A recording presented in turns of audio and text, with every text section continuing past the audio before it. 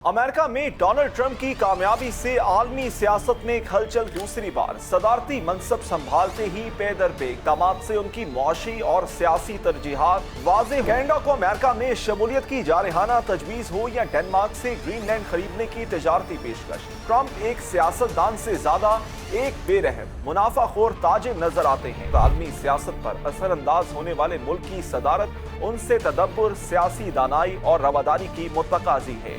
इसके इजहार से वो अब तक कासिर नजर आए। बैनुल-अक़वामी हलकों में तशवीश उनका ये बयान कि वो गजा से तमाम फलस्तीनियों का इंखला चाहते हैं, आलम इस्लाम के लिए बिलअमूम और अरब ममालिक के लिए बिलखसूस इंतबाही है। फलस्तीनियों को मिस्र और उर्दन में आबाद होने का मशवरा भी इस मंसूबे के पीछे जो ज़हनियत कार फरमा है, इससे दीगर आलमी ताकतों बिलखसूस आलम इस्लाम को समझने की शदीद जरूरत है।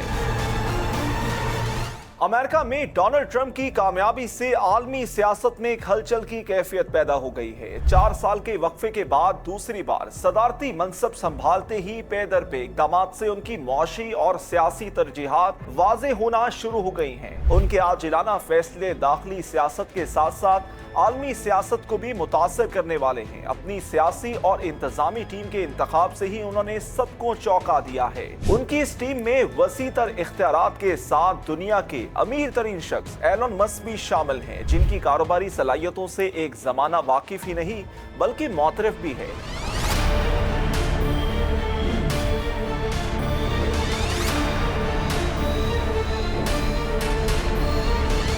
कनाडा को अमेरिका में शमूलियत की जारहाना तजवीज़ हो या डेनमार्क से ग्रीनलैंड खरीदने की तजारती पेशकश, ट्रंप एक सियासतदान से ज्यादा एक बेरहम मुनाफाखोर ताजिर नजर आते हैं। अगरचे वो एक कामयाब ताजिर भी हैं, बिलखसूस रियल एस्टेट में उन्होंने बहुत दौलत कमाई है, मगर अमेरिका जैसे बड़े और आलमी सियासत पर असरअंदाज होने वाले मुल्क की सदारत उनसे तदब्बर, सियासी दानाई और रवादारी की मुतकाजी है। इसके इजहार से वो अब तक कासिर नजर आए हैं। इसकी एक और ताज़ा मिसाल उनका यूक्रेन से मुताल्लिक बयान है, जिसमें उन्होंने कहा कि वो रूस के खिलाफ $300 बिलियन की सपोर्ट के बदले यूक्रेन से अदायगी चाहते हैं, जो नायाब जमीनी मादनियात की सूरत में होगी।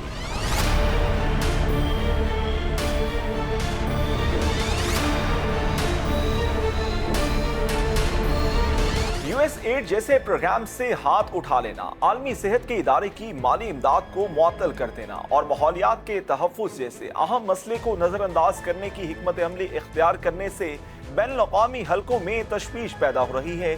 ट्रंप ने चीन समेत कई ममालिक की दरामदात पर टैरिफ में इजाफे का ऐलान भी किया है। वो अपनी सख्त मुआशी पॉलिसीज का नफाज चाहते हैं, जिनके जरिए वो चीन और रूस के साथ ताल्लुकात में बालादस्ती के ख्वाहिशमंद हैं। अगरचे उनकी ये पॉलिसी इन ममालिक के जवाबी इक़दामात से अमेरिकन मईशत के लिए भी नुकसान का बाइस बन सकती है, मगर ये अमरीकी सदारती मनसब का ज़ोम है जिसे वो दोबारा हासिल करने में कामयाब हुए हैं। फिर उनका ये बयान कि वो गजा से तमाम फलस्तीनियों का इनखला चाहते हैं ताकि वो वहाँ अपनी तरजीहात के मुताबिक तामीर नो कर सकें, आलम इस्लाम के लिए बिलअमूम और अरब ममालिक के लिए बिलखसूस इंतबाही है। कहा यह जा रहा है कि वो गजा की साहिली पट्टी को बैनुल-अक़वामी तर्ज की तफरीगा के तौर पर तरक्की देना चाहते हैं, इसीलिए उन्होंने फलस्तीनियों को मिस्र और उर्दन में आबाद होने का मशवरा भी दिया है। यही नहीं बल्कि अमेरिका की लेपालिक सयूनी रियासत के वज़ीर आज़म नेतन्याहू ने तो कुछ और आगे बढ़कर हर्जा सराई करते हुए सऊदी अरब से मुतालबा किया है कि वो फलस्तीनियों को अपने मुल्क में आबाद होने के लिए जमीन फराहम करें।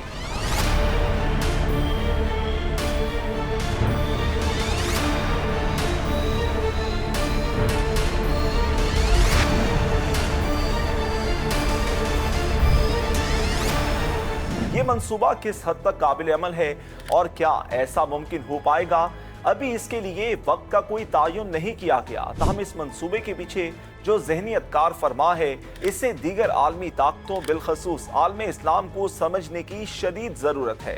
अमेरिका और इसराइल की जानिब से इस मंसूबे का ऐलान एक ऐसे वक्त में किया गया है जब गजा इसराइल की 1.5 साला जंग से तबाह हो चुका है।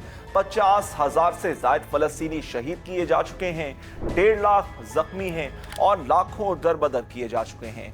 ऐसा लगता है कि इस जंग से इसराइल ने बड़ी हद तक अपने अहदाफ हासिल कर लिए हैं। इस सूरत हाल में गजा को खाली कराने के इस अमेरिकन मंसूबे का बुनियादी मकसद अरब ममालिक समेत तमाम इस्लामी ममालिक के रद्द-ए-अमल का जायजा लेना है और ये भी कि इस पर आलमी ताकतें कितना और किस हद तक रद्द-ए-अमल का इजहार करेंगी।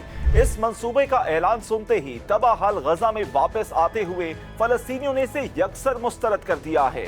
उनका अज़म है कि वो इमारतों के मलबे पर रहते हुए जान तो दे देंगे मगर अपनी जमीन से हरगिज़ दस्तबरदार नहीं होंगे।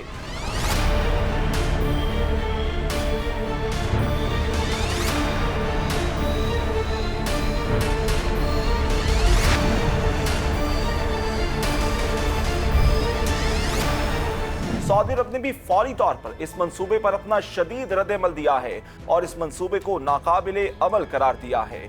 मिस्र और उर्दन ने भी इस मंसूबे की मुखालफत की है। पाकिस्तान के महकमा खारजा ने इस मंसूबे की शदीद मज़म्मत की है और इसे आलमी अमन के लिए खतरा करार दिया है। तुर्किया और ईरान ने भी पुरजोर मज़म्मत की है मगर महज मज़म्मत या इस नौयत के बयानात अब नाकाफी हो चुके हैं। अमरीका और इसराइल इस बात को बाखूबी जानते हैं कि आलमी इस्लाम किसी मुश्तरका इक़दाम की सकत नहीं रखता। इन ममालिक की दाखिली सियासी और मुआशी सूरत-ए-हाल उन्हें किसी जुर्रतमंदाना फैसलों से बाज रखने के लिए काफ़ी है और सबसे बड़ी वजह मुस्लिम ममालिक में आलमी सतह पर मुश्तरका क़यादत का फुक़दान है।